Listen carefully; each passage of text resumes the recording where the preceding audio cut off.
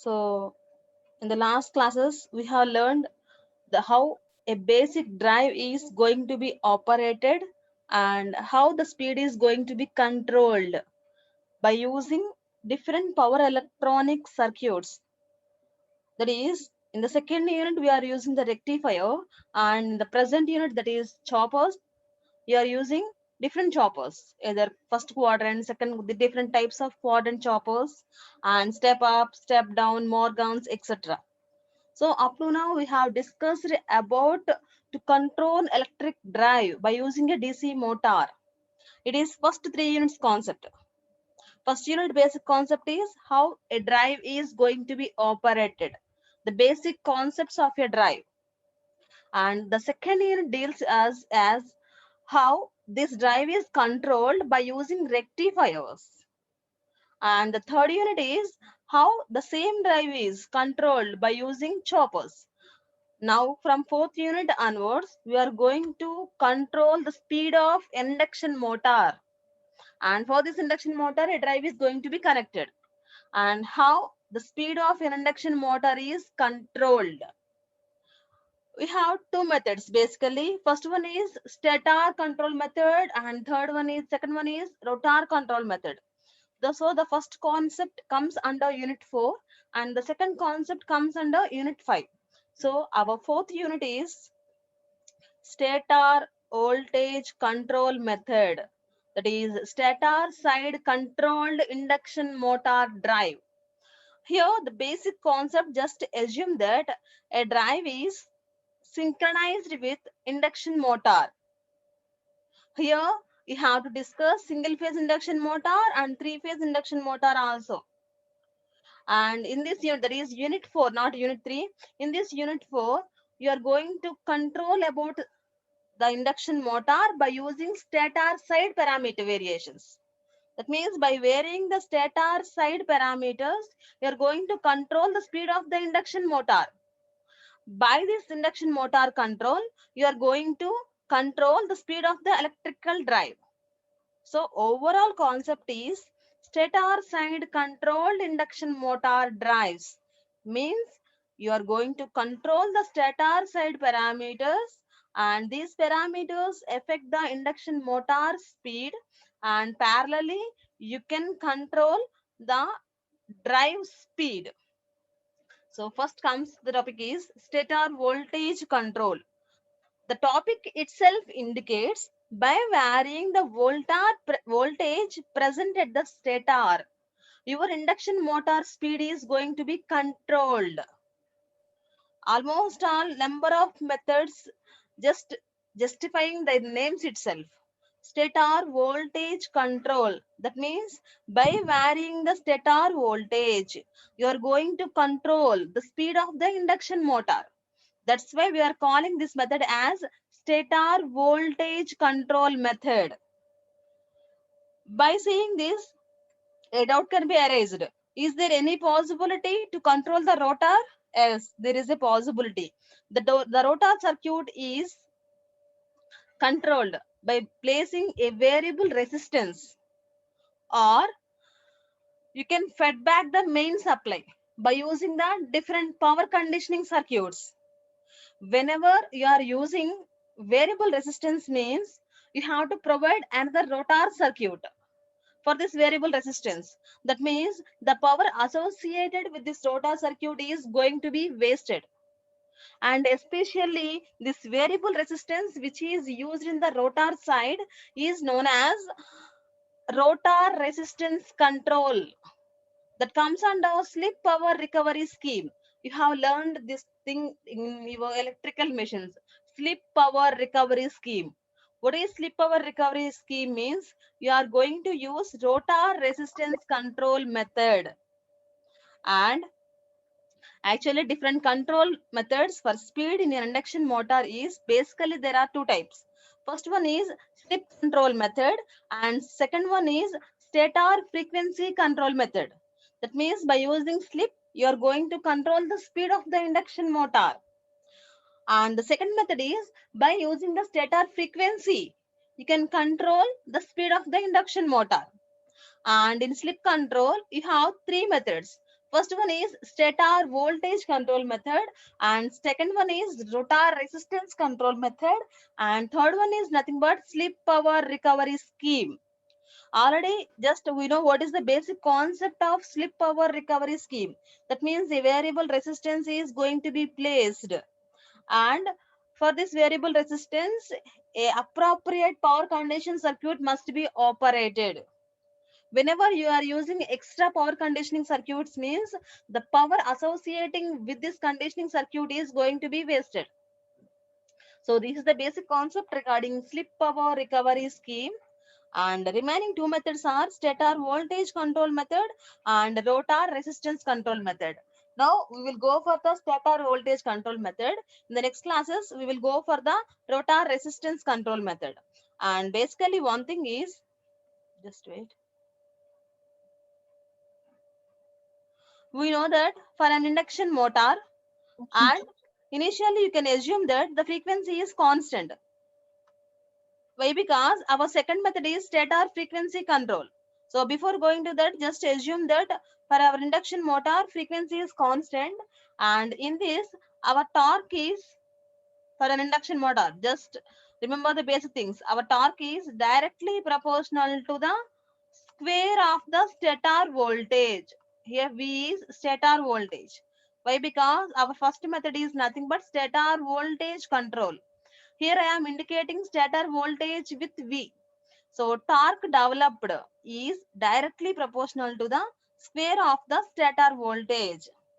And here the basic limitation and assumption is slip is always maintained as constant. So for a small change in voltage, there is a large change in torque. Just by seeing the relation itself, we can say that if there is any change in voltage, torque is also going to be changed. But now we have to know, by changing voltage with a small value or large value, what happens to the change of the torque. That means torque value is changed in a large manner or in a small manner.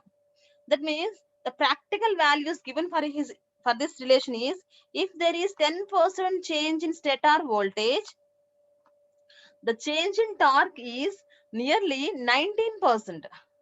That means if the voltage is reduced by 10%, means corresponding torque related to this induction motor is reduced by 19%. A doubt must be raised that what is this torque? Actually, output torque or starting torque or maximum torque. Why? Because we have number of torques we are going to discuss in your machines. So here the torque is related to starting and maximum torques. That means by changing the stator voltage, there is a change in starting torque and maximum torques. So this is the basic concept that is related to induction motors. And our next thing is,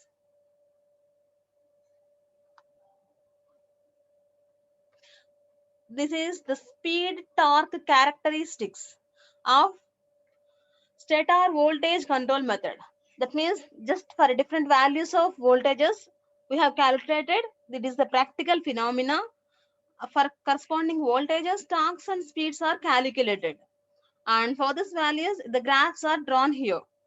And listen, in maximum case slip is maintained to be constant. Why? Because it is not the function of voltage. And just listen, observe the parameters here. I will take the annotations. TST2, TST1, TST means starting torque. First starting torque and second starting torque. Here it is V1, V2.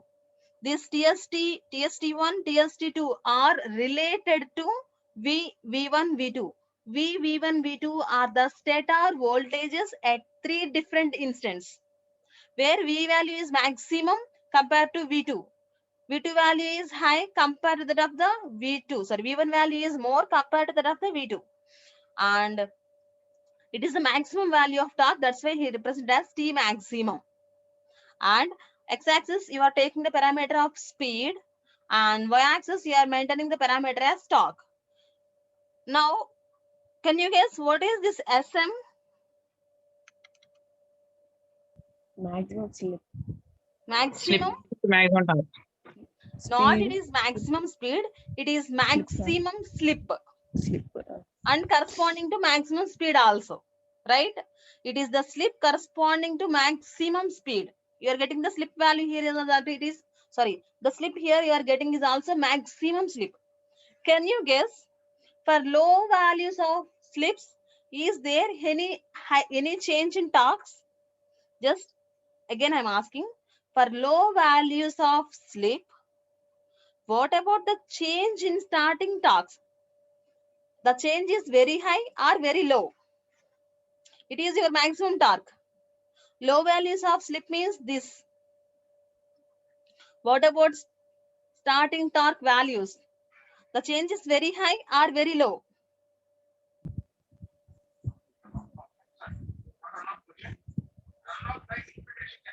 Low, madam. That means for low values of slip, the change in torques is very low. And what about corresponding speeds? Actually, these are the Speed torque is speed increasing. characteristics. That means up to maximum torque, our speed values are going to be increased to maximum.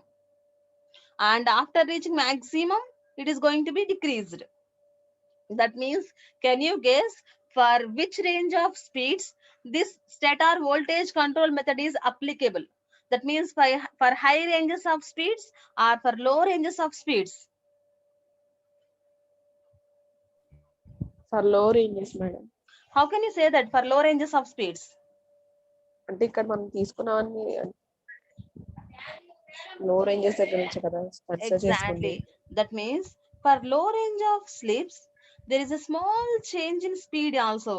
That means this stator voltage control method can't be applicable for wide range of speed control. Listen very carefully. Here, by observing the characteristics, you can say that for low values of slips, the speed variation is also very, very low. That means it can't be applicable for wide range of speed control applications. It can be applicable for very narrow range of speed applications only. And it is useful for low slip motors only. Why? Because you are observing for small values of slips. That means this method is applicable for low slip motors. And whenever you are considering about the efficiency of the motor, that is maximum efficiency, here efficiency symbol is this, efficiency with respect to maximum, that is motor efficiency. Maximum motor efficiency formula is motor power by average power. That means you know the fundamental formula that of motor efficiency is 1 by S. Just guess, if the slip value is very high, then what about efficiency? Efficiency is going to be decreased or increased? Decrease madam. Yes. And tell me one thing, that what is the maximum value of slip here? I'm not asking about percentage of slip value. Normal value of slip. 1, ma'am. Yeah, 1 madam. 0 to 1 range is it right? Yes madam. So you can vary the slip minimum value as 0 and maximum value as 1. 1. By increasing the slip value gradually, what happens is the efficiency of the motor is going to be reduced. That means the efficiency is very poor. So for our regular operation, in order to get the high efficiency, you have to maintain the slip value is very, very low. Right? And next, this method, that means the stator voltage control method, is efficiently used for low starting torques, and whenever whenever for low slips, high efficiency is going to be required. And next one, we are discussing with different stator voltage control methods. Please wait, I will avoid these annotations for you. What are the different stator voltage control method? Up to now, we have discussed what is stator voltage control method, and in stator voltage control method, how the speed torque characteristics are going to be obtained, and in which speed control methods, that means for low range or wide range of speed, can we apply this stator voltage control method. Now we are going to move further. What is the basic methods present in speed control that by using the stator voltage?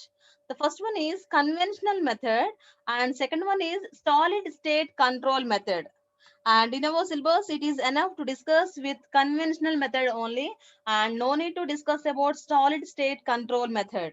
So we will go by the conventional method. And in conventional method, we have two types.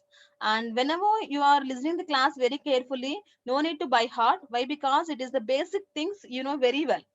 Conventional method means the basic concept behind this is just assume. I will draw the here. Here, just assume the figure I am drawing here. Here you are taking an induction motor. This induction motor is maybe a single phase induction motor or three phase induction motor. You can use whatever it is. What is the basic concept is for this induction motor, I am taking the input supply. If it is single phase, you are getting only 2 lines. If it is three phase induction motor, you will going to get 3 lines. That means stator voltage control method indicates us the basic concept is you have to control the input voltage which is coming to the input motor. That means here only you have to place anything to control its speed. So what is the basic concept to change the input voltage? And listen, for doing any practical experience, that is practical experiment point of view, you have to maintain the input supply as always constant. That means our supply is constant. For induction motors, our supply is AC supply. If it is single phase induction motor, your supply is single phase AC supply. If it is three phase induction motor, your supply is three phase AC supply. So just think it once, how you can control the input voltage from a constant source for the corresponding circuit. Can anyone guess? Madam మళ్ళీ అడగరా? Just like, okay, listen. We are not discussing about this induction motor. Just observe the diagram I am drawing here. Here we are using a power electronic circuit, right? Wait, I will take the annotation. It is the power electronic PEC I am writing. Why? Because it is a power electronic circuit. And I am saying this, it is a single phase supply. That's why I am taking just 2 lines is enough. And here I am saying it is a DC or AC. Input is something. So some AC and I am giving here the voltage as 220. Up to now it is clear to you or not? I am taking a practical example. Yes, madam. Right. Now, just what the person is asking is, for this power electronic circuit, you have to change the input voltage. But our source voltage is can't be changed. It is the fixed value. For some instant, the voltage required for this power electronic circuit is 180 volts. And some other instant, the voltage required is only 150 volts. How can you provide this variable voltages by using the fixed voltage? Now my question is clear to you or not? Yes, madam. Yes, just think it once and tell me. All of you.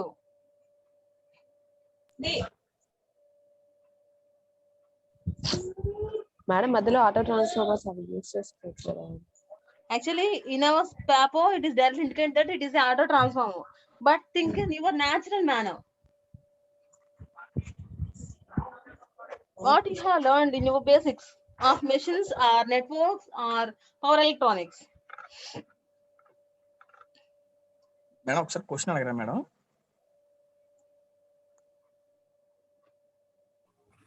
That means by placing a resistance in between our supply voltage and power electronic circuit, you can change the supply voltage which is going to the input of power electronic device. And there is a second method, that is you can use an auto transformer by varying the supply voltage which is going to the power electronic devices. Similar to this, here in this conventional method, the stator voltage can be controlled by two methods. Our first method is using an auto transformer, and the second one is by using primary resistance which are connected in series with the stator winding. That means just assume that here only you can discuss the two methods.